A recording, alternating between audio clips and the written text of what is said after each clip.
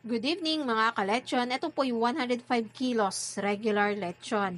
5:30 p.m. po yung pick up time nito pang dinner ng ating customer.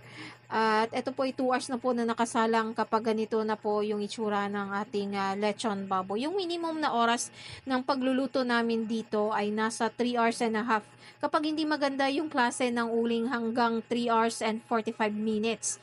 Kaya dapat kapag ganito na din nakalaki ang ating mga nilalechon na baboy, ay maglaan tayo ng oras na mga 30 minutes yung advance na pagluluto natin dahil para ma-check natin kung lutong-luto ang ating lechon baboy lalo na at malalaki ito.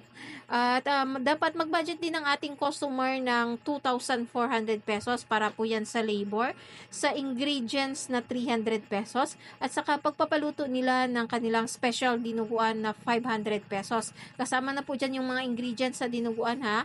At dapat mag-budget